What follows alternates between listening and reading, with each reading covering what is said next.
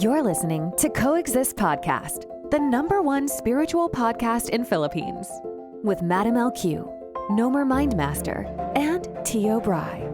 So, happy Leo season na, guys. Wow. So, bago tayo mag-start, energy update muna. Ano na ba? By the time na nanonood kayo, Mercury retrograde. Oo, Mercury retrograde na. Naku po! The very famous Mercury retrograde. Lahat na lang isinisi sa Mercury retrograde. Anong sign? Anong sign? Venus and... Venus, Mercury retrograde in Virgo and... Leo, dalawa. Virgo and Oo. Leo, dalawa. Mabigat-bigat. Yes. Oo. So, kailangan nilang hanapin nasan yung Leo and Virgo nila. Yes. Ano po alin yung mas lamang, no? Yung medyo mas prominent. Aha. And hindi lang yun, ghost month na rin ang August right Ano ba now. yung concept ng Ghost Month? So, sa Ghost Month naman daw, parang yung mga portals sa Dark World is mag-o-open up. Tapos magpapakawala sila ng mga hungry ghosts. Hungry Ghosts. So, itong mga hungry ghosts na to is kakainin yung mga abundance mo. Saka mga kandila. Yan. Natutunan ko dun sa isang kaibigan kong feng shui expert, master yon. Bawal, kapag Ghost Month, bawal, itigil mo lahat ng construction. Maingay, bawal daw yung maingay. Bawal maingay, oo. So, Okay. kung may ginagawa sa harap ng bahay mo, malas-malas, medyo bad trip yun. Oo. Oo. Tapos, bawal din daw, para magpagabi. Lumabas ng gabi. So, since Mercury retrograde season at at the same time, Ghost Month, dapat meron kayo mga pang-protection. Kasi, di ba, lalo na yung mga hindi nakikita. So, Your crystals. Yes, crystals. Or bumili kayo sa amin ng St. Benedict Medallion. Yan, okay. Lilink Yes. down Ang below. shameless Ang shameless nung plug Oy, pero hindi naman siya talaga shameless plugging kasi gusto ko lang makatulong para mabawas-bawasan yung mga pupunta sa atin para magpagamot, 'di ba? Kasi may mga nakulam, may mga mga nasasaniban ng masamang espiritu. So, wag niyo na po antayin. Para makatulong lang. Kailangan talaga may protection. Ayun. What else is happening? Of course, the ultimate Lionsgate 88. Ayan, exciting yan. Yes. Yan ang na-excite ako. Yeah. Magandang mag-manifest ng August 8 kasi bukas yung mga portals. Hindi, tsaka 888 siya, meaning August 8, yung date 8, tapos 2024 is 8. So talagang ngayon lang na kompleto. 8. Diba? So maganda Yes. yung energy niya. So this is the strongest day for manifestation and it only happens once a year. So sa mga gustong malaman ko paano po mag-manifest during the Lionsgate, yan, you can also contact us sa spirituality para sumali sa aming Lionsgate portal ritual. So ano pa pag-uusapan natin for today? Excited ako dito. Yes. Kahit hindi halata dahil wala akong tulog. Why not? Gateway experience. Oh, Yan ba okay. yung nagpunta ka ng Cubao sa Kovni ang puta. Gateway Mall. Oo. Hindi, yung gateway experience kasi naging interested ako. Kasi nga mahilig ako sa mga occult, no?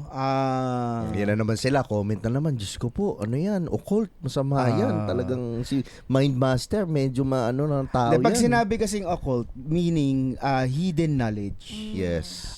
So parang siguro kahit Libra rising ako, lamang na lamang yung Scorpio sa first house ko. Tawag dito. So sobrang interested talaga ako sa mga knowledge that is not normally available or readily available Forbidden knowledge. to people. Oo, Yung forbidden, knowledge. hidden lang, hidden. Hidden, forbidden. Mahilig ako sa ganyan.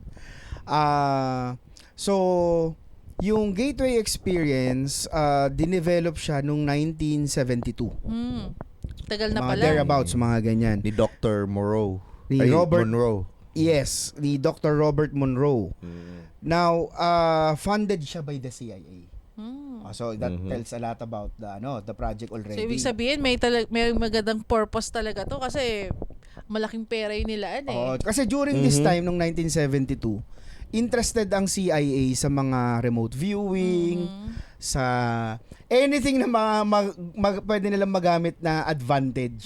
Kasi uso yung mga spy na itong mga panahon na to eh. Hindi, tsaka panahon pa lang nung kay, di ba yung sinabi nila kay Hitler, si Hitler, meron din siyang mga psychic. Meron, oo. May mga psychic siya. Tsaka, alam ko nga sa CIA, meron talaga mga nag-remote viewing. Meron silang mga agents na ganun. Grabe, So, no?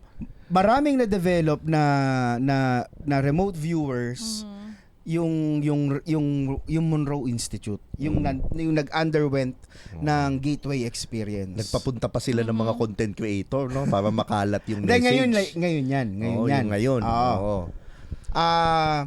So for the longest time, terminate yung project.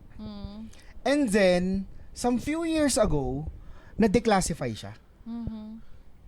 So, kung alam nyo si Julian Assange yung sa WikiLeaks, so isa yun sa mga na-declassified na documents. Whistleblower din yun. Oo. Yung hacker, na nasa Russia ba nga siya ngayon? Si Snowden ata yun. Snowden pala yung nasa Russia. Oo, Oo. nasa Russia. So anyway, yun nga, na-interest ako. Ang mahal ng Magkano? kung bibilin mo yung gateway experience, siguro mga nasa $1,000. Sa ano yan? Sa Monroe Institute yan, di ba? Monroe Doon pa Institute mismo. mo talaga Oo. bibilin. Sana sponsoran tayo, no? Yung content din natin. Why not, di ba? Why not? Yun ang ginawa nila sa mga Kasi content creator ngayon. Si Chris Ramsey, kaibigan ko na magician, magician yun nag Monroe Institute siya just very recently. Oh. Nagkaroon ng spiritual awakening yon si Chris Ramsey. So, anyway, tumatalon-talon ako sa timeline. Yun nga, ginagawa ko siya. Oh, okay. Oo. So how was the experience? Eto na, pero doon muna tayo sa para saan siya. Okay, sige. Yun muna. Define muna natin kasi, di ba? So yun nga, other than pagde-develop ng pagre-remote viewing, bear with me guys, wala pa akong tulog kaya medyo naghahang ako ngayon. Other than that, meron ding mga exercises doon para makapag-manifest. Tsaka frequency-based siya eh. Yun yung naano ko Sila ang no? nag-imbento ng binaural. Pero ang tawag nila, hemisync. Oo. Sila ang nagpauso, sila ang nakaimbento. Yung frequency healing nga daw. Pag inhale mo yung frequency mo, yun na yun. Natatanggal yung mga blocks, whatever. Well, originally hindi yun yung nila, yun yung intention. Hindi ito. Surface nga, yun yung malupit doon. Yung surface. hemisync, kung alam ninyo, how binaural works, iba yung tunog sa left brain, iba yung tunog sa left ear, sa right ear.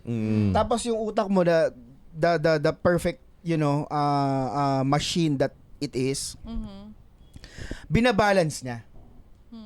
So, kumbaga parang, coincidentally, parang parehas ng theory ni Dr. Joe Dispenza na heart and mind coherence.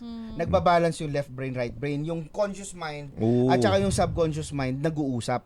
So magic happens every time na nagkakaroon siya ng balance. So it starts with that.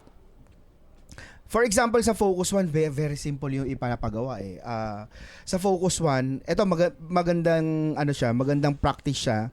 Sa Focus 1, papa-imagine lang sa'yo na meron kang, for example, treasure chest. I-imagine mo na meron kang chest na lahat ng worries mo, iiwan mo dun sa loob ng I-release mo. Okay. Iiwan mo dun sa loob ng baon. So parang shadow box. Parang ganon, Shadow work din siya, no? Releasing. So that way, kapag ginawa mo yung exercise, hindi ka takot, wala kang agam-agam. So, maganda siyang in and of itself, yun lang. Para gumaan ka lang, no? Halimbawa may trabaho ka, di ba? Kung Oo. meron kang binibitbit. Pwede, yun applicable na kagad eh. Imaginein mo, iniwan mo muna yung worries mo, yung problema mo. Kesa bit mo, ang bigat-bigat, di ba? Siguro kung andun ako, puno na yung box kagad, baka wala na para sa ibang participant, no? Hindi, sa'yo lang yung box na yon. Kasi hindi kayo group, Yung hindi to timba ko, ang laki hindi to na naman. group session, yung ayahuasca. And then merong mga exercises doon na imagine mo na meron kang magic wand, Why not? Yung magic wand mo, pwede mong gamitin pang healing dun sa tao. Why not? Oo. Ngayon, medyo ang saya-saya ko paano siya kinikwento, no? Pero yung third day ko o yung focus 3 we were tasked na mag-hum. So much like Om. Yung nga daw. Tapos yung hemisync dun sa focus 3, meron sumasabay na boses. So anyway, nag-trigger siya ng cataleptic state sa akin. When you say cataleptic, what do you mean? Yung cataleptic state, yun yung parang yung naginginig yung buong katawan mo. Okay. Yung para ka nagkakaroon ng kundalini. Okay. Nagkakaroon ka ng parang from alpha to theta, nagkakaroon ka ng gamma cycles per second sa buong katawan mo. Mhm. So yun yung parang ewan ko kung na-experience nyo na yun, yung half awake, half asleep kasi nanginginig yung buong katawan mo. Medyo may pagka-kundalini nga. No? Kundalini.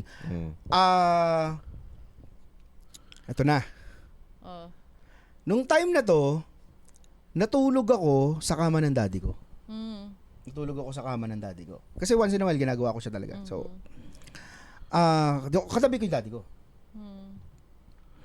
Ang nangyari sa Focus 3, ito na. Niisip ko kung paano ko siya i-deliver nang hindi ako natatakot. Kasi na-trigger yung Nangyari, habang nasa middle ako ng meditation, ang lalim ko, cataleptic, may biglang nag-poke na kamay sa pisngi ko. Okay. So nagising ako. Na yung gising gulat, na alimpungatan. Nakita ko pa yung daliri. So, ano tsura? Blue? White? Bluish black, Oh. shiny. So, pwedeng Parang- Arcturian. Pwedeng Arcturian. Pwede, I'm speculating. Hindi ko alam. Pero nakita ko kamay Okay. na merong 3 daliri Okay. or 4. Basta wala siyang posable thumb. Okay. Hindi ba naputokan ng New Year yan, yung kamay nung... Basta maliit siya na kamay. Mm. Ang nakakagulat dito, yung kamay, yung pag-poke ng gano'n, nagising ako, yung kamay, pumasok sa ilalim ng unan ko. Yun yung nakakatakot na part. Bakit sa unan?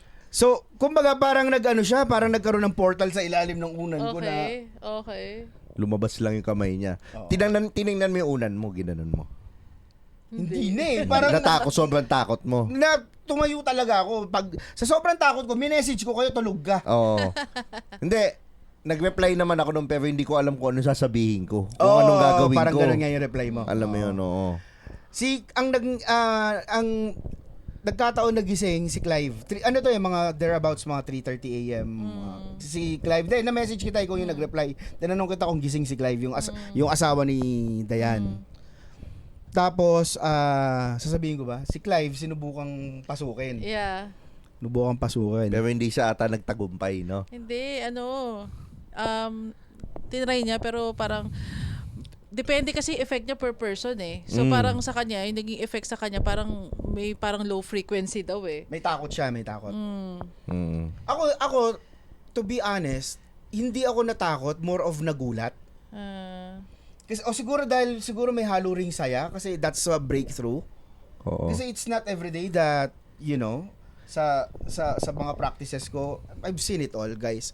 Na nakakita na ako ng mga demonyo sa mga exorcism ko. Pero iba yung pwede ko kasi itong i-classify as CE5 eh. Mm. 'Di ba? Close encounter 5, type 5. Mm. Ang close encounter 1 is yung hindi mo tinawag, 'di ba? Bigla na lang nagpakita. So there are classifications. Yung CE5, yung ikaw yung nag-initiate. So yun yung classification niya. CE5. So parang medyo masaya ako kasi na breakthrough siya. Tsaka ano nga daw yan eh, yung sa 'di ba Monroe Institute, yung Monroe Institute daw, built daw siya yung facility sa ilalim ng isang malaking kristal na bahay na yung area.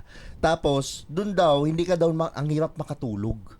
Makatulog ka man, mahimbing naman yung tulog mo, pero ang hirap daw makatulog kasi something about the energy of the place. Siguro dahil doon sa crystal or whatever, sa strategic nung place nung lugar. Yung sinasabi ni Brian, ito yung Kasi tinuloy uli nung mga anak ni Robert Monroe yung Monroe Institute mismo. Oo. So ongoing siya, so pwede kayong pumunta. Hindi ko lang alam kung saan siya sa US. Pero hindi yun yung na-try ko. Na-try ko lang yung version nila na pwede mong bilhin. Oo. So yun, meron silang parang retreat na parang ilang Oo, araw.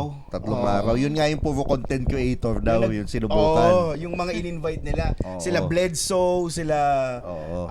sila Chris Ramsey.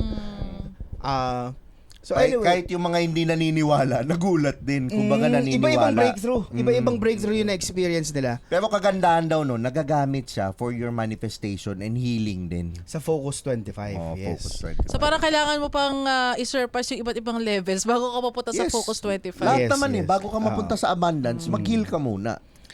Ito Diba? medyo hindi to healing, walang healing dito. Hindi siya focused masyado so much sa healing. Ano siya, may pagka-feminine modality siya kasi parang tinuturuan ka niya ng iba-ibang skills. Oo. Meron nga daw gano'n na nagiging paggising, magaling na magpiano. May gano'n siya. Yung parang kay Vishen Lakhani sa Mind Valley. Yung mga Kay Yogananda.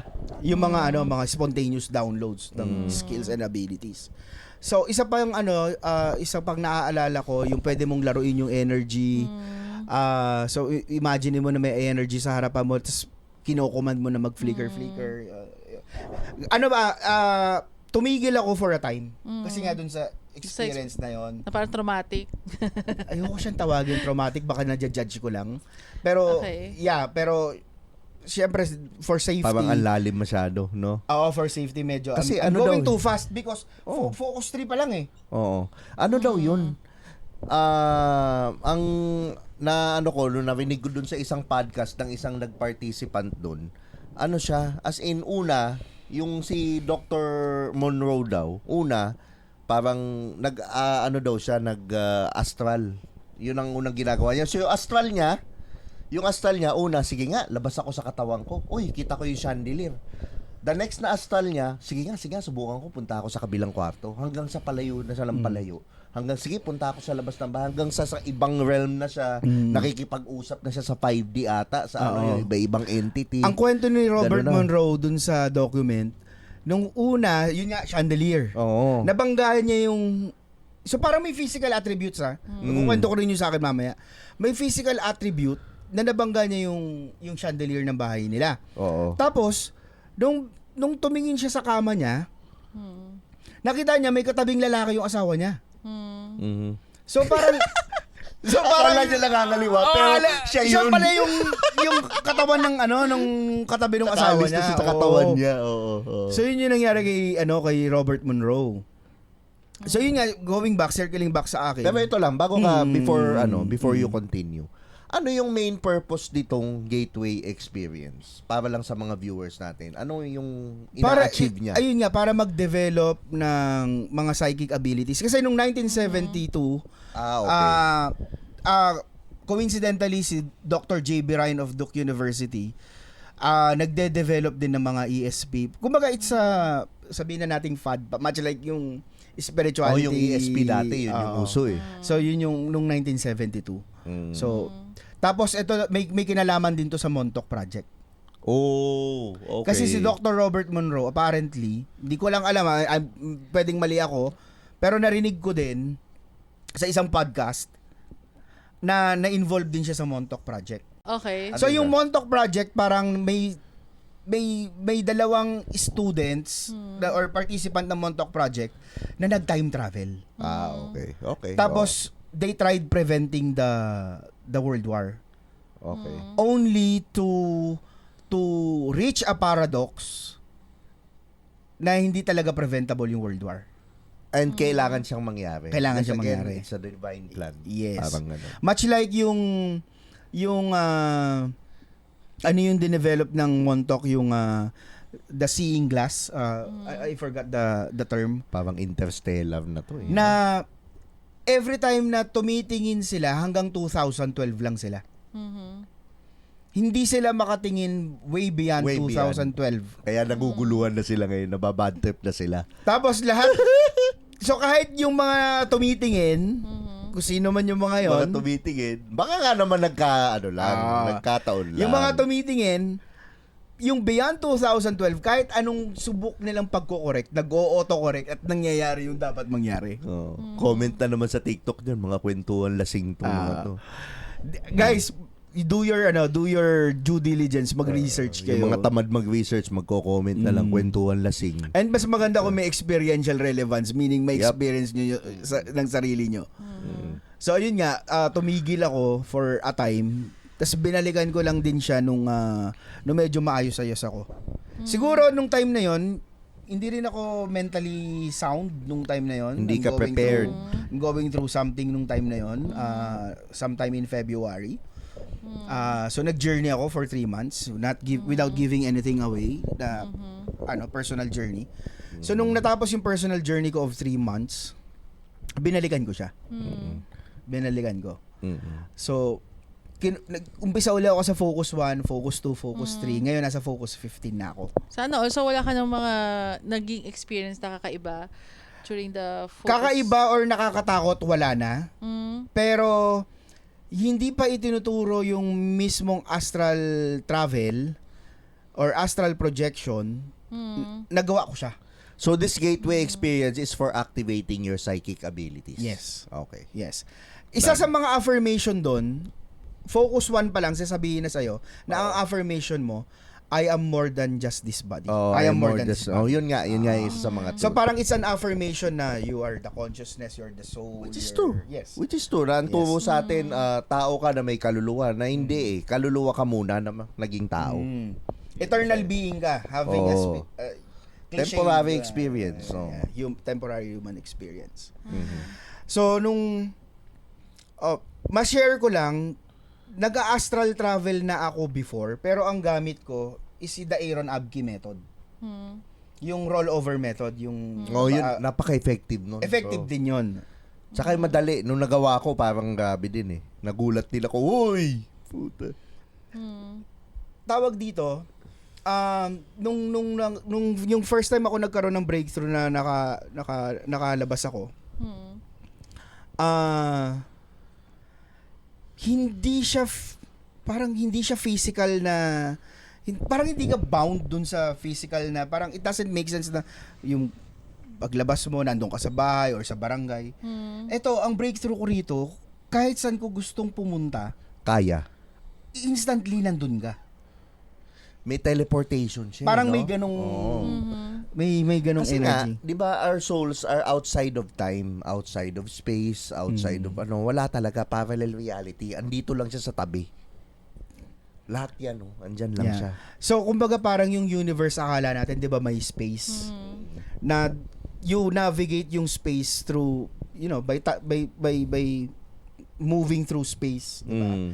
But apparently yung universe pala, para siyang isang malaking, sabihin na natin bilog na wax. Solid siya. So parang ganun yung nature ng reality. So nandun ka sa mismong, Hindi, tsaka yung utak mo na parang lahat ng ito, madaming trigger warning. Ang mga tao tingin nila parang umiikot yung mundo sa kanila. Well, kung titingnan mo talaga, parang maliit ka pa sa alikabok sa laki ng universe. So you're just one with the universe, one with the ocean, a droplet of water. Part of the ocean. well, it diba? is, yes, correct. Tama yung sinasabi mo na hindi lang sa'yo umiikot yung mundo. Pero, you can also say yeah. There's another perspective. Another perspective na sa'yo naman talaga umiikot yung mundo kasi ikaw yung central processing unit. Ikaw yung gumagawa ng reality mo. Oo, di ba parang nung may napanood ako na ang argument nung dalawang content creator na na-interview ni Joe Rogan, na nagpunta sila somewhere sa anong lugar ba to, na ang claim nung may-ari nung lugar na yun yung pinaka-center ng world. Center ng mundo. But if you really think about it, if yung world is a sphere at hindi flat earth, kahit saan ka tumuldok, yun yung center. Kasi bilog eh. Yes. Di ba? So, much like, so wala talagang equator, parang ganun, no? So, much like, yung perspective mo, yun talaga yung sentro ng universe. Umiikot talaga naman din siya sa'yo. But it's also true na maliit ka lang naman din talaga. Maliit ka Na lang para naman din. para wag lumaki yung ego mo Pero you're one with everything. sa higher Yes. higher learning. Yes. Yeah. You're one with everything. When Ulo you na naman realize sila. you are nothing, you become one with everything. Sabi nga ni Buddha. Ayan, shot na. Usapang lasing. So ayun, i-recommend mo ba yung Gateway experience sa kanila? Sabi ko dun sa post ko sa threads, it's not for the spiritual babies. So what does it means? Hindi siya para sa mga beginner. Okay. Hindi siya talaga. Hindi siya para sa mga beginner. Matatakot ka pagkauna yung pag hindi mo naiintindihan yung bagay. Kasi iba matatakot yung ka. iba yung dun sa mismong Monroe Institute gagawin. Oo. Kasi guided. Tapos nakatayo pa sa ilalim ng crystal yung ilalim ng What if mas okay talaga siyang gawin kung sa Monroe Institute na guided? I think so. Yeah. Absolutely. Kesa Akin yung din. mga yung mga minsan may mga nagda-download lang sa kung Actually, saan-saan. meron YouTube eh. Oo nga, yun Kaysa yung mga nagtipid. I mean, ayun nga. So, YouTube. para sa akin kasi, nung kinuwento sa akin ni Clive nung tinry niya, kasi during that time nung tinry niya, he is parang high vibration siya noon masaya siya and all. Then, nung pinakinggan niya, parang automatically, parang binaba daw yung frequency niya. May purpose siya eh. So, Pwede kasing naka-influence din kay Clive na nagkwento ka. dahil natakot yung kumbaga parang may gulat yung guys. Sa bagay. Eh, nangyari. So, baka pangunahan ko din ng takot si Clive. Parang ganon.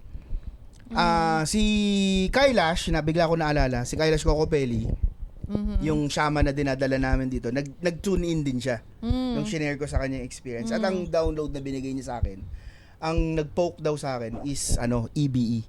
What's that? Extra Terrestre. basically yung EBE, sila yung mga tao in the future. Oh! Sila yung mga tao in the future na sila yung mga gray aliens na malalaki yung ulo. Yung mga grace daw, future natin yun. Yes. So sila yung future natin na nag-evolve, na utak na yung ginagamit. Halos maliliit na yung mga limbs nila. Kasi nga, pa-deliver ka na lang ng Grab ngayon, kakain ka. Halos wala na nag-exercise, diba? Oo. Parang, so nag-evolve tayo na parang wala nang use. Walang muscle. Oo, parang wala ano. nang muscle, puro utak na lang. Tapos yung mga EBEs, kaya sila nagre-reach out sa atin. Para ma-reverse din sila. Yes, sinusubukan nilang i-reverse yung timeline. Oo. Kasi nga, umabot sila sa point na hindi na nila kayang mag-reproduce. Oo. Hindi na nila kayang mag-reproduce. Di ba may AI nga na parang yung mga future na tao, umabot sa pinakadulo parang robot na lang, parang hindi na nga tao eh. Parang yung alam mo yung moving Lucy? Oo. Diba? ganun, oo. Naging na lang siya USB. Oo. Lucy si Scarlett ba yan? Yes. Oh, di ba? So, gusto nyo bang maging USB? Tuloy nyo yung ginagawa nyo. Well, but it's inevitable. Nandiyan na yan. Oo. Yun nga, nag-auto-correct eh. Mm. Di ba? So, Hindi, tsaka nag-auto-correct. Alam natin, yung timeline ngayon iba. Di ba? Iba yung timeline magandang ngayon. topic yung timeline shift eh. Oo. Di ba? Yes. So next Depende. episode, yeah. Depende. So anyway, itong mga EBEs, wala na silang capability mag-reproduce. So nag-reach out sila daw sa US. Bakit kasi palaging US? Ano ba meron? Siguro may portal dun sa US. Pwede. Feeling ko may portal Alam kong dun. portal sa Iraq eh. Stargates, di ba? May Stargate doon. Siyempre, Feeling ko maraming Mesopotamia yun eh. portal. Oh, feeling Ay, ko maraming portal. Madaming portal talaga. Si Tio Bray, nakadalawang portal kagabi. Pero, Oo. Dami talaga. So, nag-reach out sila para gusto nilang aralin kung paano makakapag-reproduce. So, kaya sila nagkakaroon ng alien abductions. Pero yung alien abduction daw, inaano lang naman nila eh. Tinitingnan nila. Hindi naman sila nananakit. Pero syempre, natatakot yung mga tao. pero ikaw, kunwari, may mapakitang alien sa'yo dito, sasama ka ba sa amin sabihin sa'yo, Nomer? Anong gagawin? Kasi I believe, ako naniniwala ako that they also respect free will eh. Sabi interviewin ka namin dun sa planet namin. Pero, pagdating mo nga dito, pag binalik ka namin dito sa Philippines, mga siguro 20 years na or 10 years. 20 years ago o 20 years after? After. Kumbaga parang Pag feeling. after ayoko. Hindi, siyempre. Kung 20 years ago, before, yes, bibili akong Bitcoin. By all means. By all means. Hindi, parang kung interviewin ka lang doon sa Tapos planet. naaalala mo, no? Oo. Hindi, Naaalala mo. interviewin ka lang doon sa planet or timeline nila. Pero, parang one day lang mawawala sa'yo. Pero pag pumalik ka sa reality natin, mga 10 years na yung nakalipa. So, na-miss out mo yung 10 years. Pero ang una ko palaging tanong sa kanila, hindi ba tayo mag-create ng paradox? Halimbawa, classic paradox, the grandfather paradox. Halimbawa, if you can travel back in time, pwede mo bang kausapin yung lolo mo na wag i-meet yung lola mo? Para hindi sila magkatuluyan. Pero pag ginawa mo yun, ang tanong ko sa kanila, hindi ba tayo mag-create ng paradox? Yet again, babalik tayo dun sa kasabihan sinabi mo, if you're going to have God's power, you will change everything. Yes. But if you're gonna have God's wisdom, everything remains the same. Yun. Yun nga. 'Di ba? Di ba? Ang ganda ng tapos ng episode. Yun. Yun. So, I'll just leave it there. This is a work in progress. Hindi ko pa alam kung hanggang saan ako aabot. Kasi Update na lang meron daw. pang actually, sa Monroe Institute, hindi pa nila sinasabi. May mga title sila bawat focus. Ang claim dun sa is hanggang focus 45 na sila. So, may mga add-on. Naging negosyo na siguro. May mga add-on na programs. Yun. So, babalitaan ko kayo kapag nagagawa ko na yung manifestation. Siguro in 10 days. Yeah. Yan. Ayun. Alright guys, so if you want to join our spiritual community, you can just search Spirituality Team sa Facebook groups. So, dun po kami nag-share ng mga stories namin, or kung may mga questions kayo, anything about spirituality, you can just join that group para masagot namin yung mga questions niyo. Tsaka makipag-interact din kayo ng mga spiritual din na tao. Yeah. Mga may mga questions, may mga sumasagot Yeah, doon. yung forum, yung groups, may respeto yung mga tao. Yan. Yes. It's a safe space. Parang sige, tuloy mo. It's a safe space. Ayun. Papasalamat na ako sa shift. Shift International. Maraming salamat din sa syempre spirituality team, di ba?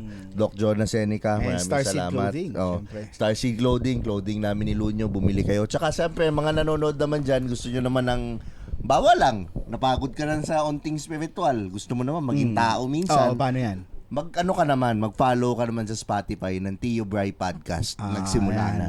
Yan. Okay, ayan. So for private readings, or if you want to help to have like spiritual products to help your everyday life, you can just check out Spirituality na sa Shopee, or yung Facebook page na lang namin, Spirituality. Tsaka sa TikTok. Yes. TikTok din. Abangan nyo yung live reading. May free reading ha. Nakikita ko sa Si Madam LQ. Madam LQ. Magkaano ka lang? Mag-check out ka lang. Napakamura. Ang reading magkano? 3,000 minimum.